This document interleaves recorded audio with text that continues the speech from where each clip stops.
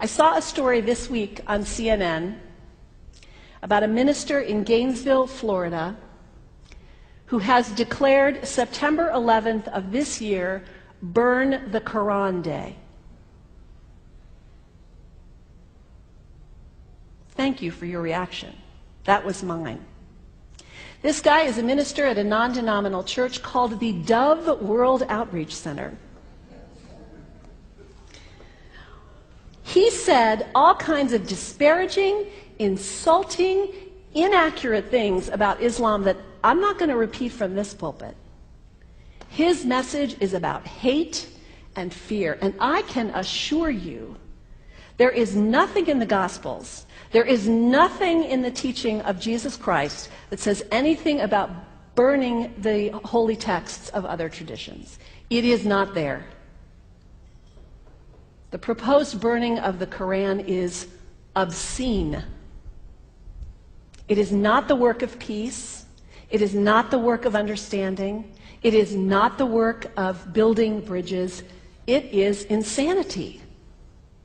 Now, the good news is there are a lot of groups, a lot of churches, even the National Association of Evangelicals, who are condemning this action and urging the church to cancel their event.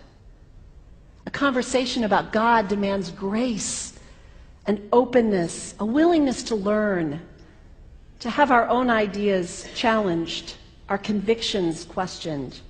These are the hallmarks of humility. When I was in seminary, I read from someone whose name is lost to me now, when you speak of God, your voice should shake a little. You know, Jesus had no time for religious know-it-alls. He saved some of his harshest criticism for church leaders, for the Pharisees, the religious leaders who were so certain about who was out and who was in, who was holy and unholy, clean and unclean. Jesus was forever taking all this religious certainty and turning it on its head. And we can only imagine what Jesus would have said about Pastor Terry Jones and his Burn the Quran campaign. I think he would say, this has got to stop. Followers of Islam believe that the Quran is a collection of revelations received by the Prophet Muhammad from God about 1400 years ago.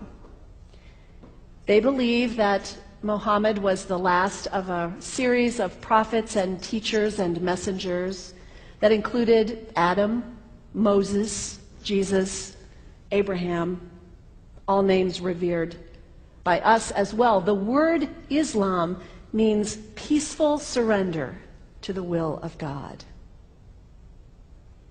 The Quran was written at a time when the Muslim people were being driven from their homes, persecuted, and killed.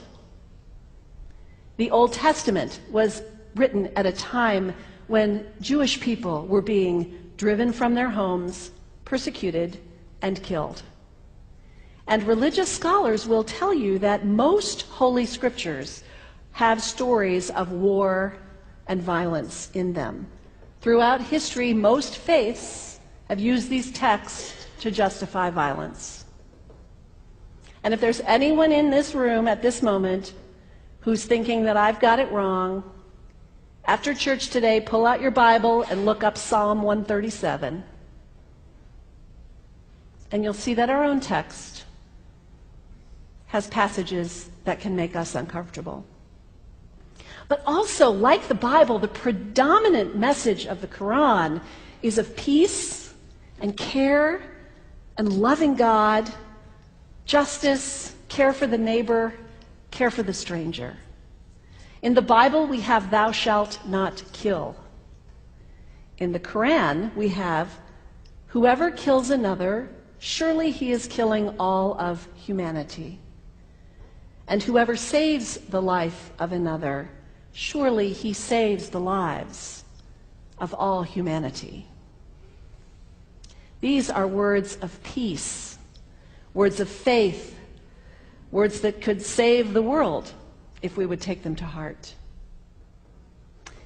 The second thing you can do, the next time someone sends you one of those emails demonizing Islam, delete it.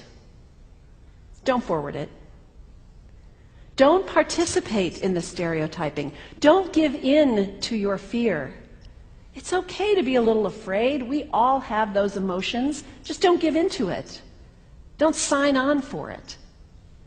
Don't focus on this tiny group of extremists who commit acts of violence. Focus on the hundreds of millions of Muslim people in the world who are people of faith, whose priorities and concerns and families are not so different from your own. And third, when you think of Muslim people, think of individuals. Think of the professor at Ohio State. Think of the engineer at Honda. Think of the teacher at the elementary school down the street. When you think of Muslim people, remember those who died on 9/11, not the hijackers. There was only a handful of them. Remember Mohammed Sunhami Hamandi. He was born in Pakistan. He came to the United States as a small child with his parents. He played high school football. He went to college. He became a part-time ambulance driver. He died, this Muslim young man, on 9/11, trying to rescue people and save lives. When you think of Muslim people, remember Mohammed Salahuddin Cloudhurry. He was a waiter at Windows on the World, which was at the top of the World Trade Center. He died that day. His wife had their baby 2 days later. When you think of Muslim people, remember Rama Salih. She was a woman, 28 years old. Her neighbors described her as fun and outgoing and generous.